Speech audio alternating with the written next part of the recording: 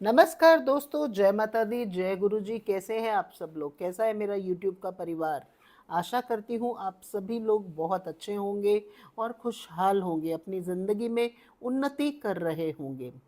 आज बात करेंगे जो कि चल रहे हैं पितृपक्ष। पितृपक्ष में आने वाली अमावस के बारे में हम जानेंगे कि पितृपक्ष की अमावस क्यों इतनी इम्पोर्टेंट है और क्यों हमें मनानी चाहिए। सबसे पहले आज मैं बात करूंगी कि आइए जाने कैसे पता चलता है कि हमारे पितृ हमसे खुश हैं या हमारे पितृ हमसे रुष्ट हैं। तो इसके बारे में हम इस प्रकार से जानकारी प्राप्त कर सकते हैं।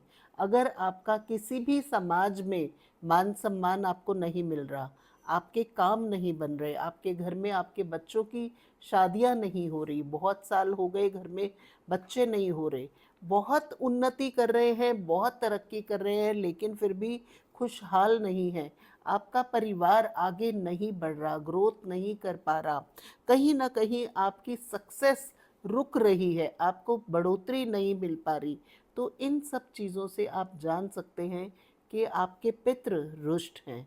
तो अब हम बात करेंगे कि कैसे पितृ को हम कैसे अपने पितरों को खुश कर सकते हैं। देखिए, पितरों को खुश करने का सबसे एक ही तरीका है। जो ये पितृपक्ष चल रहा है, 15 दिन का पूरा होता है। इसमें जो 2 अक्टूबर को अमावस आ रही है, इस अमावस पे आपने करने हैं कुछ मात्र उपाय।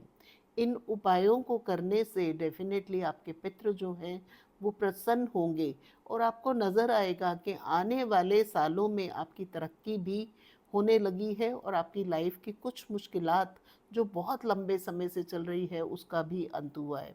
बच्चे खुशहाल रहेंगे, लाइफ में प्रोग्रेस आनी शुरू होगी, आपके घर में तरक्की होनी शुरू हो जाएगी, पैसे भी सेव होने लगेंगे।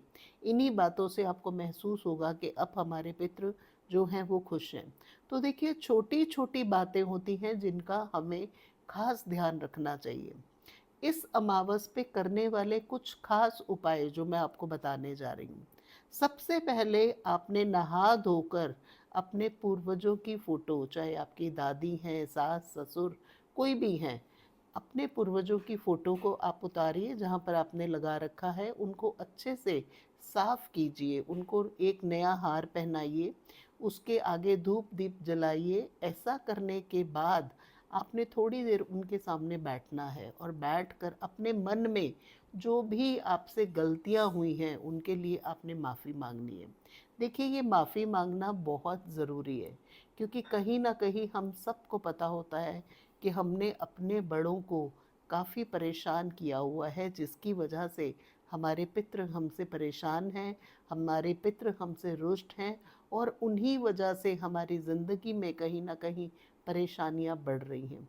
उस फोटो के आगे हाथ जोड़कर आंखें बंद करके उनकी याद में कुछ आंसू ज़रूर बहाएं, और वो आंसू आपके दिल से निकलने चाहिए, यानी कि आपके मन में ये महसूस होना चाहिए कि जो गलतियां हमसे हुई वो गलतियां अब दोबारा हमारे से नहीं होंगी।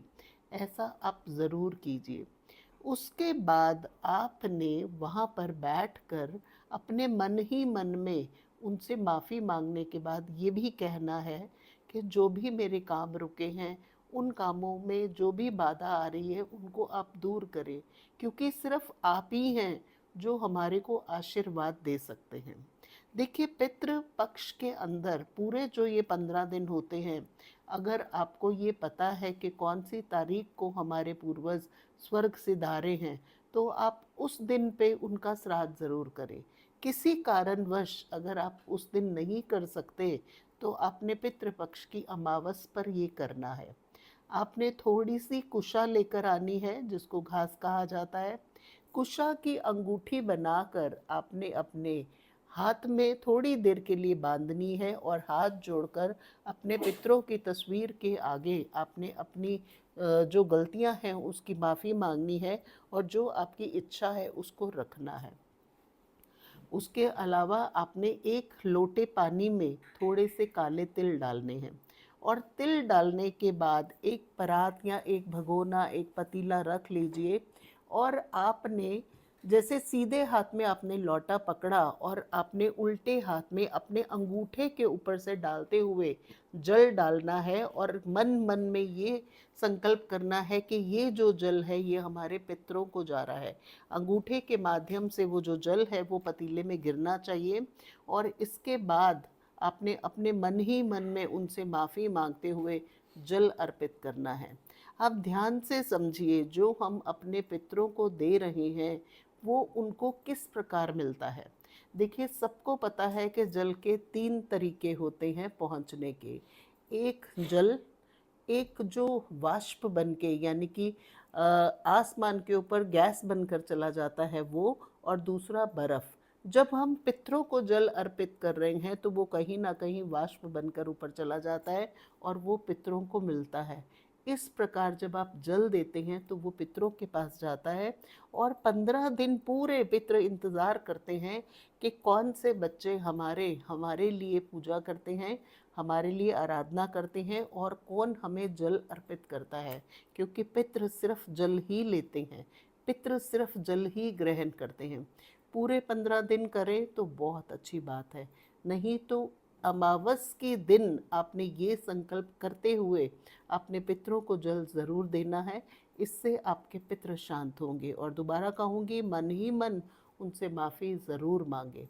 ऐसा करने से आपके पितृ शांत होंगे, जो पितृ आपके रुष्ट हैं वो भी बिल्कुल ठीक होंगे और आपको आशीर्वाद देकर जाएंगे।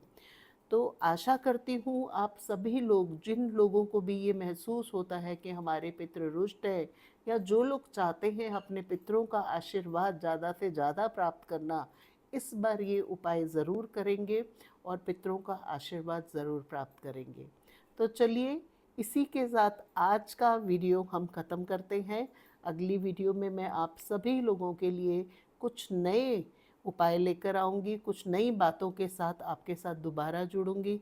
तब तक के लिए जय माता दी, जय गुरु जी।